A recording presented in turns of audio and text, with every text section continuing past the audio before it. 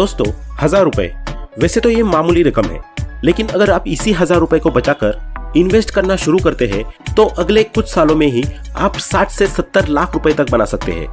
नहीं, मैं आपको किसी पिरामिड स्कीम के बारे में नहीं बताने वाला, बल्कि मैं आपको 1000 रुपए से लाखों बनाने के जेन्युइन तरीके के बारे में बताने वाला हूँ। वो तरीका जिसकी बदौलत वॉरेन बफेट और राकेश झुनझुनवाला जैसे लोग बिलियनियर बने।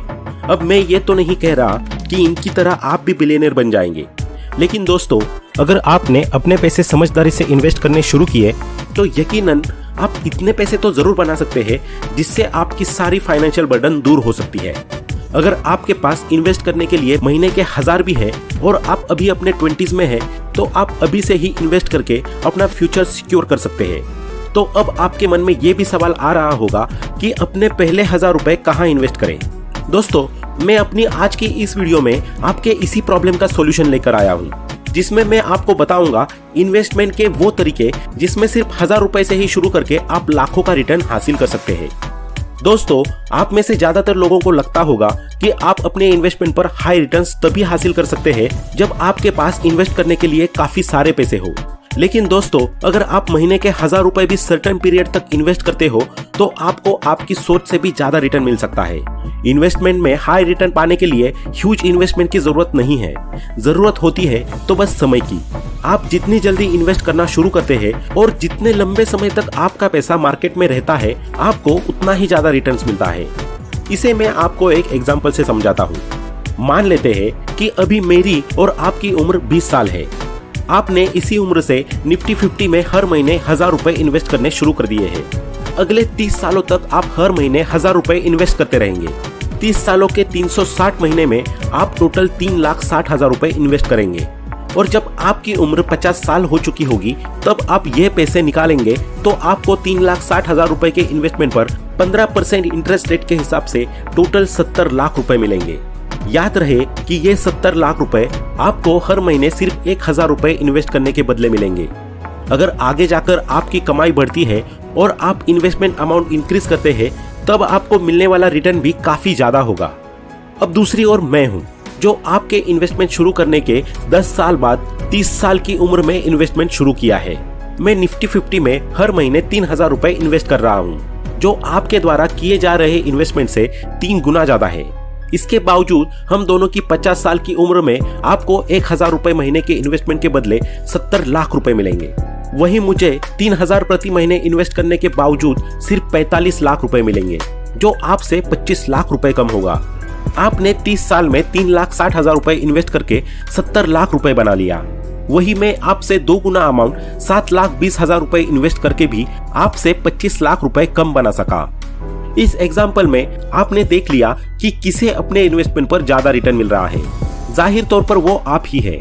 मैं आपसे 2 गुना ज्यादा पैसे इन्वेस्ट करके भी आपसे पीछे रह गया। जानते हैं क्यों? समय ही वो सबसे बड़ा फैक्टर है जो ये डिसाइड करता है कि आपको अपने इन्वेस्टमेंट पर कितना रिटर्न मिलेगा। इसलिए कहते हैं कि आप इन्वेस्टमेंट जितनी कम उम्र में शुरू करते हैं आपको उतना ही ज्यादा रिटर्न मिलता है। तो अब आपके मन में सवाल आ रहा होगा कि आप अपने 1000 रुपए कहाँ इन्वेस्ट कर सकते हैं। दोस्तों देखिए, आज के जमाने में इन्वेस्टमेंट के बहुत सारे ऑप्शंस अवेलेबल है, लेकिन मैं आपकी जगह अपनी 20s में होता और मुझे मार्केट की ज्यादा नॉलेज नहीं होती तो मैं सिंपल निफ्टी 50 इंडेक्स फंड में SIP करता। अब मैं आपसे ये नहीं कह रहा कि आपको भी यही करना चाहिए, क्योंकि आपको अपने फाइनेंशियल डिसीजन खुद या किसी फाइनेंशियल एडवाइजर की मदद से लेने चाहिए। ये तो सिर्फ मेरा पॉइंट ऑफ व्यू है। अब दोस्तों आपके मन में ये सवाल आ रहे होंगे कि ये इंडेक्स फंड और SIP ये सब क्या है। आइए इसे अब आराम से समझते हैं। इंडेक्स फंड म्यूचुअल फंड और एक्सचेंज ट्रेडेड फंड का टाइप है। नए और एवरेज इन्वेस्टर्स के लिए इंडेक्स फंड को सबसे बेहतर माना जाता है, क्योंकि इसमें जोखिम काफी कम होता है और ये किफायती भी होता है। इंडेक्स फंड उस थ्योरी पर बेस्ड है जिसके मुताबिक लॉन्ग टर्म में मार्केट किसी भी सिंगल इन्वेस्टमेंट को आउट परफॉर्म कर सकता है। इस इन्वेस्टमेंट में कुछ समय तक आपको नुकसान भी हो सकता है, लेकिन बाद के सालों में जैसे जैसे मार्केट ग्रो करेगा वैसे वैसे आपका रिटर्न बढ़ता जाएगा एंड इवेंचुअली रिटर्न के तौर पर आपको बड़ा अमाउंट प्राप्त होगा। अपना इन्वेस्टमेंट जर्नी स्टार्ट करने के लिए आप SIP से शुरुआत कर सकते हैं। SIP यानी कि सिस्टमैटिक इन्वेस्टमेंट प्लान। इसमें होता यह है कि आपको अपने बजट के हिसाब से वो अमाउंट सिलेक्ट करना होता है जो आप हर महीने इन्वेस्ट करना चाहते हैं। एक बार SIP शुरू हो जाने के बाद बैंक हर महीने आपके अकाउंट से फिक्स्ड अमाउंट डिडक्ट करके आपके द्वारा चुने गए फंड्स में इन्वेस्ट करता रहेगा। आप अपना SIP डेली, वीकली, मंथली और क्वार्टरली के हिसाब से शुरू कर सकते हैं। आप अपने SIP की शुरुआत 500 रुपए प्रति महीने से भी कर सकते हैं। SIP आपको इन्वेस्टमेंट की पूरी फ्लेक्सिबिलिटी देता है। जब तक आपकी इनकम कंटिन्यू है तब तक आप SIP भी कंटिन्यू कर सकते हैं, और जब आपके पास पैसे की कमी हो तब आप SIP रोक सकते हैं या पूरी तरह से बंद कर सकते हैं। इस फ्लेक्सिबिलिटी के बावजूद भी बहुत सारे लोग SIP शुरू करने से डरते हैं। वो सोचते हैं कि अगर किसी महीने का पैसा वो नहीं भर पाए तो फिर क्या होगा, कहीं उनकी SIP तो कैंसिल नहीं हो जाएगी, और SIP कैंसिल हो जाए तो फिर कहीं उनका सारा इन्वेस्टेड अमाउंट डूब तो नहीं जाएगा। दोस्तों, ये SIP है, किसी बैंक का EMI नहीं जो आपने नहीं भरा तो आपके ऊपर एक्शन लिया जा सकता है। अगर आपके बैंक अकाउंट में सफिशिएंट फंड नहीं है तो फिर आपका SIP पेमेंट फेल हो जाएगा, लेकिन इस फेल पेमेंट की वजह से आपके ऊपर ना तो कोई पेनल्टी लगाई जाएगी और ना ही इसका असर आपके SIP पर पड़ेगा। हाँ, आपका bank electronic clearing service rejection के लिए कुछ फीस वसूल सकता है। अगर आपने पेमेंट मिस किया है तो फिर नेक्स्ट ड्यू डेट से पहले अपने बैंक अकाउंट में पैसे जमा कर लें। इस बार दोनों महीने के पैसे कट जाएंगे और आपका SIP सिस्टमैटिकली चलता रहेगा। ये बात आपको याद रखना होगा कि अगर लगातार 4 महीने तक आपका SIP पेमेंट फेल हुआ तो फिर आपका SIP कैंसिल हो जाएगा। लेकिन अपनी फाइनेंशियल कंडीशन को समझने के लिए 4 महीने का समय काफी होता है। इन 4 महीनों के अंदर अगर आप फाइनेंशियली रिकवर कर सकते हैं तो फिर आप अपना SIP भी कंटिन्यू कर सकते हैं, या फिर अगर आप SIP आगे बढ़ाने की स्थिति में नहीं है तो फिर आप इसे खुद पॉज कर सकते हैं। बाद में जब चाहे आप इसे शुरू भी कर सकते हैं। अगर आप किसी वजह से SIP को हमेशा के लिए बंद करना चाहते हैं तो आप वो करके अपने पैसे वापस भी हासिल कर सकते हैं। बहुत से लोग ऐसे भी हैं जो SIP शुरू तो कर लेते हैं लेकिन वो इसे लॉन्ग टर्म तक कंटिन्यू नहीं रख पाते हैं। ऐसे लोग अक्सर मार्केट में होने वाले उतार चढ़ाव को देखकर घबरा जाते हैं। उन्हें लगता है कि वो नुकसान में जा रहे हैं और उनका पैसा डूब रहा है। मार्केटिंग टर्म में इसे वॉलेटिलिटी कहते हैं। इस सिचुएशन में लोगों के इन्वेस्ट किए हुए पैसे कम होने लगते हैं, जिसे देखकर उन्हें लगता है कि उनका पैसा डूब रहा है।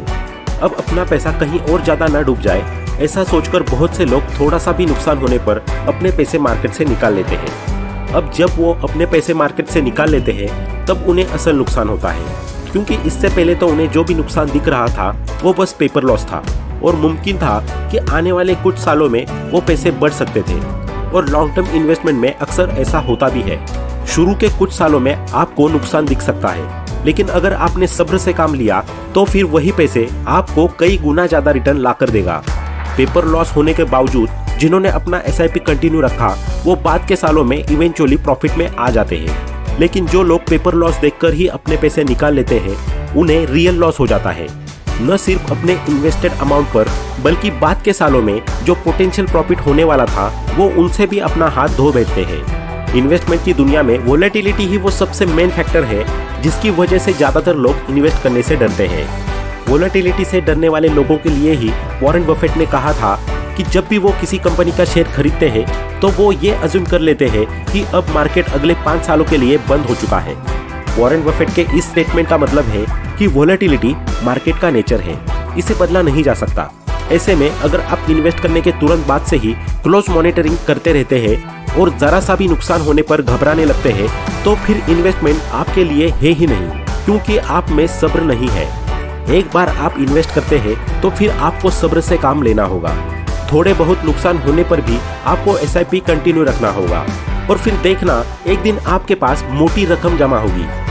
हाई रिटर्न्स पाने के लिए SIP कितना इफेक्टिव है ये मैं आपको इस कैलकुलेशन के जरिए बताता हूँ। वॉरेन बफेट ने 11 साल की उम्र में सबसे पहला इन्वेस्टमेंट किया था। अब उनकी उम्र 93 साल हो चुकी है और फिलहाल उनका नेटवर्थ लगभग $122 बिलियन है। अब मान लेते हैं कि अभी आपकी उम्र 20 साल है। 20 साल की उम्र से ही आपने हर महीने 1000 रुपए इन्वेस्ट करना शुरू किया। आप 71 सालों तक ये SIP कंटिन्यू रखोगे। 71 साल बाद आपकी उम्र होगी 91 साल।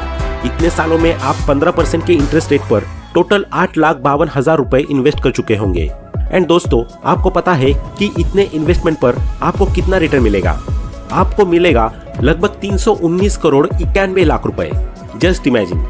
दोस्तों 71 सालों तक SIP कंटिन्यू रखना हर किसी के लिए पॉसिबल नहीं है, लेकिन आप 30-40 साल के लिए भी SIP कंटिन्यू रखते हैं तो भी आपको अच्छा खासा रिटर्न मिल सकता है।